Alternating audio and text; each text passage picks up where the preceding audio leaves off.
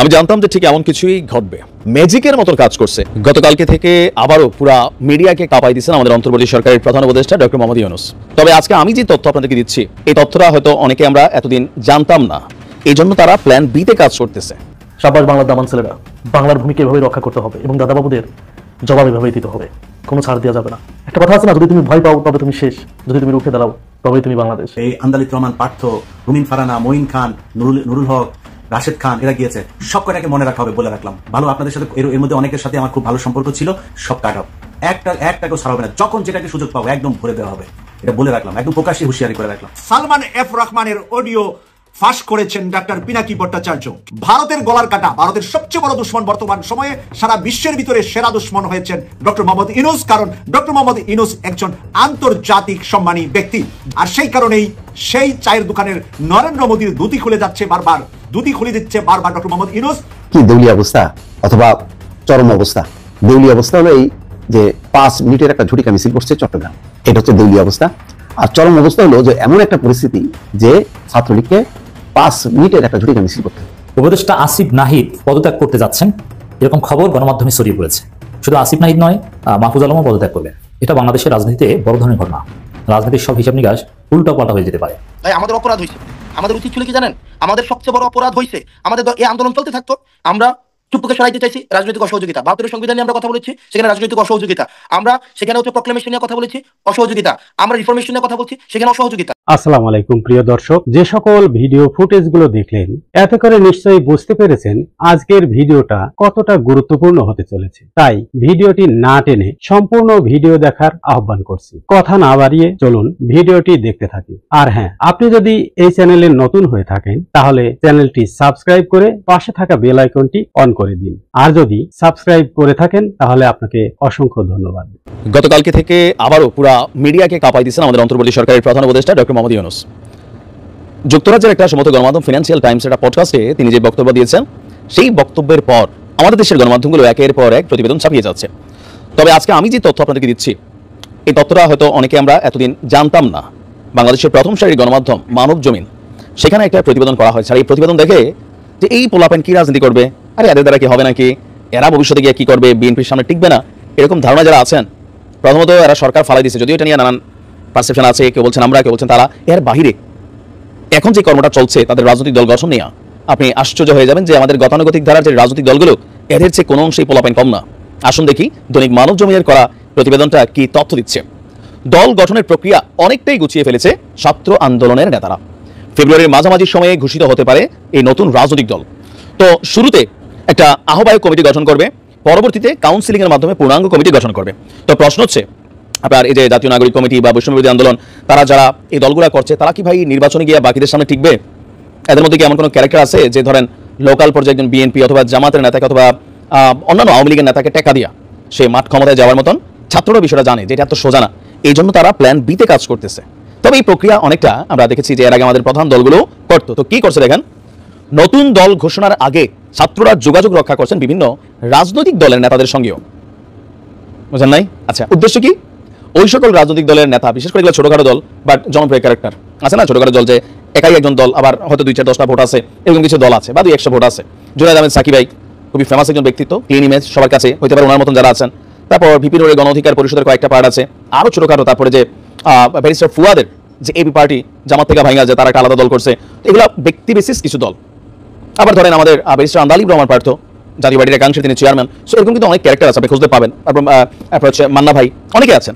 তো বলা হচ্ছে যে উদ্দেশ্য হচ্ছে তাদের সাথে যোগাযোগ করা, যে তাদেরকে নতুন দলে ফেরানো। এছাড়াও বিভিন্ন দলের নেতারাও নিজ থেকেও যোগাযোগ করছেন ছাত্রদের সঙ্গে। এটা নেতাদের কমন চরিত্র, যারা বিভিন্ন দল থেকে ছাত্রদের সাথে যোগাযোগ করছে। কারণ কি, বড় দলগুলা তাদেরকে স্টেক হোল্ডার হিসেবে রাখলেও আসন টাসন দেয় না। আবার ধরেন খুব বেশি ভ্যালু টেলেও নাই, বাট হয়তো মিডিয়াতে তারা ফেমাস। এই সকল নেতারা লোকালি কিছু জনবল আছে, ভোটর আছে। তো এরকম নেতা যারা আছেন, কেউ পজিটিভ মাইন্ডে, কেউ অথবা ভবিষ্যতে যে না এখানে ঢুকলে এমপি হওয়ার সুযোগ আছে, এই জোয়ারের মধ্যে ভোট টোট পাবো, এরকম অনেক নেতাও ছাত্রদের সাথে যোগাযোগ করছেন। ছাত্রদের যোগাযোগ হচ্ছে আবার সুশীল সমাজের গুরুত্বপূর্ণ ব্যক্তিদের সঙ্গেও, পলিটিক্যাল দলগুলোর বাইরে। তো আমরা দেখছি যে ছাত্ররা চাচ্ছে তারুণ্য নির্ভর দল গঠন করে সব মত এবং পথের মানুষকে ঠাঁই দিতে। নেতাদের দাবি, মধ্যপন্থার এই নতুন রাজনৈতিক দলটি হবে গণমানুষের দল। জবাবদিহিতা নিশ্চিত করা হবে কেন্দ্র থেকে তৃণমূল পর্যন্ত। আর দল ঘোষণাকে সামনে রেখে পর্যায়ক্রমে পদত্যাগের আমরা কথা শুনছি আসিফ নাহিদদের। যদিও গতকালকে নাহিদ বলছে যে তিনি পদত্যাগ করবেন, এমন কথা কোথাও বলেননি। যদিও আমাদের পত্রিকার মাহমুদ সাহেব তিনি এই নিউজটা করেছেন, তার পত্রিকা আসছে যে তাদের কাছে সোর্স মারফত খবর আছে। তো নাহিদ বলছিল যে সেই সোর্সটার খবরটা দিলে ভালো হইতো। তো যদি কখনো পদত্যাগ করি রাজনীতি করার জন্য আমি নিজেই জানাবো, বাট রাইট নাও এমন কোনো আলোচনা নাহিদ করে নাই বা বলে নাই, আবার আসিফও বলে নাই। এখানে আবার একটু কি বলে যে ঝোল পাকাইছে আর কি, যে আসলে মানুষ কোনটা ট্রাস্ট করবে, আমার দেশ পত্রিকা নাকি আসলে নাহিদের কথা। সো যার বিয়া তার খবর নাই, পারাপশের ঘুম নাই, ওনার বক্তব্য এটাই মনে হয়েছে। তো যাই হোক, এখন আমরা যেটা বুঝতে পারছি যে ছাত্রদের এই দলের মধ্যে আরো গুরুত্বপূর্ণ তথ্য এই মানব জমিনের জায়গা থেকে আসছে যে আপনার নাহিদকে সামনে রেখাই এই দলটা আত্মপ্রকাশ করবে। তো নাহিদকে সামনে রেখা মানে, যেহেতু এই বৈষম্য বিরোধী আন্দোলনের এক দফার ঘোষক ছিলেন নাহিদ ইসলাম, লিড করছেন নাহিদ ইসলাম, বাকিরও ছিল, বাট নাহিদ তৎকালীন সময় যথেষ্ট ফেমাস ছিল আন্দোলনের সময়। সো নাহিদকে সামনে রেখে দল ঘোষণা হতে পারে, আর এরপর বাকিরা থাকতে পারে। তার মানে নাহিদ প্রধানমন্ত্রী হতে পারে যদি ছাত্রদের রাজনৈতিক দল হয়, হয়তো রাষ্ট্রপতি অথবা প্রধানমন্ত্রী এরকম কোনো একটা সিস্টেমে নাহিদ সামনে আসবে। আর যেহেতু উপদেষ্টা পদে ছিল, একটা ফেস ভ্যালু তো ক্রিয়েট হয়ে গেছে, সরকার চালানোর ধরনের একটা অভিজ্ঞতা তার হয়ে গেছে। তো সেই জায়গা থেকে এটা হইতেও পারে। সার্জিস হয়তো যুগ্ম সাধারণ সম্পাদক থাকবে, দলের গুরুত্বপূর্ণ একটা পোস্ট এটা, অথবা আহ্বায়ক পদে থাকবে, আর বিভিন্ন পদে থাকতে পারে, মানে আগামী যে রাজনৈতিক দলটা আসবে। এরপর মাস্টারমাইন্ড মাহফুজ আসবে, আসিফ আসবে, এগুলা তথ্যপাত্র থেকে গণমাধ্যমগুলো প্রতিবেদন করছে যে সর্বশেষ পদত্যাগ করবে মাস্টারমাইন্ড মাহফুজ, অক্টোবরের শেষের দিকে মানব জমিনের রিপোর্ট বলছে, আর মাঝামাঝি সময় আসিফ। তো যদিও এটা নিয়ে আসিফের বক্তব্য আমরা এখন শুনি নাই, নাহিদ বলে দিছে যে এরকম কোনো কথা নাই, কিন্তু মানব জমিন বলছে যে আপনার এমনটা তাদের কাছে তথ্য আছে বা আমাদের পত্রিকাতেও আছে। তো আপনার নিজেদের নতুন দলে পরিচিত একজন রাজনৈতিক মুখকে নিয়ে আসতে চাচ্ছেন ছাত্র আন্দোলনের নেতারা, আর সেই লক্ষ্যে যোগাযোগ করা হচ্ছে বিভিন্ন রাজনৈতিক দলের নেতাদের সঙ্গে। হালকা নিছেন তারেক রহমান কিন্তু বলছে যে এটা লম্বা খেলা যাবে নির্বাচনটা, এখন আমার এরকমই মনে হচ্ছে। আর ডক্টর ইউনূসের একটা আশীর্বাদ তো আছেই বিভিন্নভাবে, তিনিও চাচ্ছেন তরুণরা বাংলাদেশকে নেতৃত্ব দেখ, তারুণ্য নির্ভর একটা জাতি তিনি দেখতে চান। ইভেন এই আন্দোলনটাতে জীবন দিচ্ছে ছাত্ররা, সো এটার যে অর্জনগুলা এটাকে রক্ষা করতে হলে ছাত্রদেরই থাকতে হবে। ওনার এই ধরনের কথাবার্তা যেটা ফিনান্সিয়াল টাইমসকে দিচ্ছেন, একটা ক্লিয়ার মেসেজ ক্রিয়েট করে যে তিনি ছাত্রদেরকে উৎসাহ দিচ্ছেন। সাবাস বাংলার দামান ছেলেরা, বাংলার ভূমিকা এভাবেই রক্ষা করতে হবে এবং দাদাবাবুদের জবাব এভাবেই দিতে হবে। কোনো ছাড় দেওয়া যাবে না। একটা কথা কি জানেন, 54 বছরে আমরা চুপ ছিলাম, এই জাতি 54 বছরে কখনো প্রতিবাদ করতে পারে নাই, কিন্তু এখন এই জাতি প্রতিবাদ করতে শিখে গেছে। আজ থেকে 1 বছর আগে দেখেন না, আজ থেকে 1 বছর আগে আমাদের এক বিজেপির ভাইকে গুলি করে মেরে ফেলে দিয়েছে, এখানে কিন্তু কোনো প্রতিবাদ হয় নাই। আমাদের পররাষ্ট্র মন্ত্রণালয় থেকে কোনো প্রতিবাদ হয় নাই, স্বরাষ্ট্র মন্ত্রণালয় থেকে কোনো প্রতিবাদ হয় নাই, শেখ হাসিনা তো কোনো কথা বলেই নাই। কতজন মানুষ মারছে হিসাব করে দেখেন, আমাদের সীমান্তে ইন্ডিয়া পাখির মতো গুলি করে মানুষ মারছে, কিন্তু কেউ প্রতিবাদ করে নাই। আর ভূমি এগুলো তো যখন চাইছে যখন নিয়ে নিচ্ছে, শেখ হাসিনা নিজেই দিয়ে দিচ্ছে। কিন্তু সব থেকে ইন্টারেস্টিং ব্যাপার হচ্ছে এটা, আগের বিজেপি এখনের বিজেপি কিন্তু একই আছে, কেউ কিন্তু পরিবর্তন হয় নাই, শুধু পরিবর্তন হয়েছে ক্ষমতা। আগে দেশ চালাইতো শেখ হাসিনা, এখন দেশ চালায় ডক্টর মোহাম্মদ ইউনূস। আগে দেশ চালাইতো শেখ হাসিনা, শেখ হাসিনাকে ইন্ডিয়াকে শুধু দিত, আর ডক্টর মোহাম্মদ ইউনূস ইন্ডিয়াকে দিচ্ছে না। ইন্ডিয়ার চোখে চোখ রেখে কথা বলতেছে, সেটার বহিঃপ্রকাশ আজকে বর্ডারেই দেখা যাচ্ছে, সীমান্তে দেখা যাচ্ছে। ইন্ডিয়াকে এক চুল ছাড় দিয়ে কথা বলতেছে না, এক চুল। এবং যারা বিজেপি সদস্য তারা বলতেছে যে 1 ইঞ্চি মাটি আমরা ছেড়ে দিব না, 1 ইঞ্চি মাটি আমরা ইন্ডিয়াকে দখল করতে দিব না। এটাকে বলে দেশপ্রেম। দেখেন, আপনি একটা কথা আছে না, যদি তুমি ভয় পাও তবে তুমি শেষ, যদি তুমি রুখে দাঁড়াও তবেই তুমি বাংলাদেশ। এটাই, আপনি যদি ভয় পান আপনাকে মানুষ কিন্তু ভয় দেখাবে, ভয় দেখায় বিভিন্ন কিছু বিভিন্ন সুযোগ সুবিধা নিতে থাকবে, কিন্তু আপনি যদি রুখে দাঁড়ান সেই সুযোগটা কিন্তু আর পাবে না। তো দাদাবাবু এতদিন নিতে নিতে দাদাবাবুদের অভ্যাস হয়ে গেছে খারাপ। এখন দাদাবাবু মনে করছে কি এখনো নিব, কিন্তু এখন তো আর চাইলেই সেটা হবে না। কারণ আগেও যারা ছিল বিজেপি তারাও দেশপ্রেমিক ছিল, এখনো যারা তারাও দেশপ্রেমিক। কিন্তু আগে যে রাষ্ট্র ক্ষমতায় ছিল সে দেশপ্রেমিক ছিল না, এখন যে রাষ্ট্র ক্ষমতায় সে দেশপ্রেমিক। এই জন্য এই বর্ডারে কিন্তু সবাই এখন দেশের প্রতি প্রেম দেখাইতেছে, প্রেম দেখানোর সুযোগ পাইছে। আর বাংলাদেশের জনগণ, ওই অঞ্চলের জনগণও প্রতিবাদ করতেছে। কখনো দেখছেন এভাবে চড়াও হয়ে কথা বলতে? কখনো কি দেখছেন বিজেপি সদস্যরা এবং বিএসএফ এর সাথে এভাবে কথা বলছে গরম হয়ে? না, আমি তো দেখি নাই। এখন কথা বলতেছে, কারণ এখন দেখছে যে তোমরা অনেক খাইছো আর না, অনেক দিছে আর না, তোমাদের অনেক দাসত্ব করছি আর না, দাসত্ব দিন শেষ। কি দেউলিয়া অবস্থা অথবা চরম অবস্থা? দেউলিয়া অবস্থা হলো এই যে 5 মিনিটের একটা ঝটিকা মিছিল করছে চট্টগ্রামে, এটা হচ্ছে দেউলিয়া অবস্থা। আর চরম অবস্থা হলো যে এমন একটা পরিস্থিতি যে ছাত্রলীগকে 5 মিনিটের একটা ঝটিকা মিছিল করতে হলো। আপনারা যেভাবে পারেন ব্যাখ্যা করেন। বলছে এই কারণে যে ছাত্রলীগের দাপটে টিকা যেত না। বাপরে বাপ, ছাত্রলীগ, যুবলীগ, আওয়ামী লীগ মানে বিশাল ব্যাপার ছিল, মানে টেকনাফ থেকে তেতুলিয়া কোল জায়গায় যে দাপট, যে আধিপত্য, এখন ঠুস করে সব শেষ। এখন তাদের 5 মিনিটের ঝটিকা মিছিল করতে হয়। নিশ্চয়ই এই মিছিলে দেখবেন যে সব মাস্ক পরা, মুখ লুকানো, যাতে আইডেন্টিফাই না হয়। তো করতেছে, এখন কি করবে?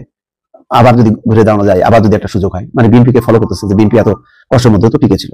কিন্তু এরা বুঝতেছে না যে এদের নেতারা বিদেশে যে আরামায়েশ করে আছে, হাজার হাজার কোটি টাকা পাচার করে নিয়ে যে এখন তার উপরে বেশ সুখের শান্তিতে আছে, সবার সাথে যোগাযোগ বন্ধ করে। এই যে এখানে এরা বিপদে আছে, একটা টাকা পাঠাচ্ছে, তোদেরকে আমরা দেখতেছি না, কোনো কিছুই নেই। যাক, খবর হলো এই চট্টগ্রাম নগরে ঝটিকা মিছিল করেছেন নিষিদ্ধ ঘোষিত সংগঠন ছাত্রলীগের নেতাকর্মীরা। বৃহস্পতিবার ভোরে নগরের জিসি এলাকায় এই মিছিল বের করছে, ভোরবেলা বের করছে করে এই যে নেত্রী দেখেন চট্টগ্রামে কি মিছিল করছি আমরা।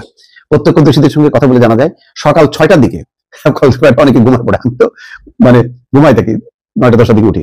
সকাল 6টার দিকে জিসি এলাকায় মিছিলটি বের হয়, এরপর 5 থেকে 10 মিনিটের মধ্যে তারা সরে পড়ে। পুলিশ জানিয়েছে এই ঘটনায় কাউকে আটক করা যায়নি, শনাক্ত করে আটকের চেষ্টা চলছে। সকাল 10টায় ছাত্রলীগের অফিসিয়াল ফেসবুক পেজে মিছিলের এই ভিডিও দেওয়া হয়। 1 মিনিট 27 সেকেন্ডের ওই ভিডিওতে দেখা যায় জিসি মোড়ে সিডিএ এভিনিউ সড়কের এক পাশে মিছিল করছেন 20 থেকে 25 নেতাকর্মী। এই সময় তারা অন্তর্বর্তী সরকারের পদত্যাগের দাবিতে স্লোগান দেন। ভিডিও ক্যাপশনে লেখা হয় চট্টগ্রাম শহরে জিসি মোড়ে মহানগর ও দক্ষিণ জেলা ছাত্রলীগের উদ্যোগে বিক্ষোভ মিছিল ও সমাবেশ। বাপরে, বিশাল ব্যাপার। মিছিলে থাকাদের শনাক্ত করে আটকের চেষ্টা করা হচ্ছে বলে জানিয়েছেন নগর পুলিশের বায়োজিৎ বোস্তমি অঞ্চলের সহকারী কমিশনার মোহাম্মদ রকিবুল হাসান। তিনি বলেন, জিসি এলাকায় সকালে একটা মিছিল হয়েছে, তাদের শনাক্ত করে ব্যবস্থা নেওয়ার প্রক্রিয়া চলছে। এর আগে গত বছরের 17 নভেম্বর মধ্যরাতে চট্টগ্রামের প্রবর্তক মোড়ে হঠাৎ ঝটিকা মিছিল করেছেন ছাত্রলীগের নেতাকর্মীরা। এই ঘটনায় অভিযান চালিয়ে পুলিশ মিছিলে থাকা দুজনকে আটক করে। পুলিশ গত 18 অক্টোবর দিবাগত রাতে সামাজিক যোগাযোগ মাধ্যমে ছাত্রলীগের আরেকটি মিছিলের ভিডিও ছড়িয়ে পড়ে। এতে দেখা যায় দিবাগত রাত 12:30টার দিকে 30 থেকে 50 জন জামাল খান এলাকায় ঝটিকা মিছিল করে সরে পড়েন। এর 5 দিন পর 23 অক্টোবর আওয়ামী লীগের ছাত্র সংগঠন বাংলাদেশ ছাত্রলীগকে নিষিদ্ধ করে অন্তর্বর্তী সরকার। এখন এইভাবেই ঝটিকা মুটিকা করে কোনোরকম টিকে থাকা মানে সুদিনের অপেক্ষা, এছাড়া তো আপাতত আর কোনো সুযোগ নেই। দর্শক, প্রিয় দর্শক, সম্পূর্ণ ভিডিওটি দেখার জন্য আপনাকে ধন্যবাদ। ভিডিওটি দেখে কি উপলব্ধি করতে পারলেন তা কমেন্টে লিখুন। ফিরছি আগামী কোনো ভিডিওতে নতুন কোনো টপিক নিয়ে। ততক্ষণ পর্যন্ত ভালো থাকবেন, সুস্থ থাকবেন, এই শুভকামনায় আজ এ পর্যন্তই। আল্লাহ হাফেজ।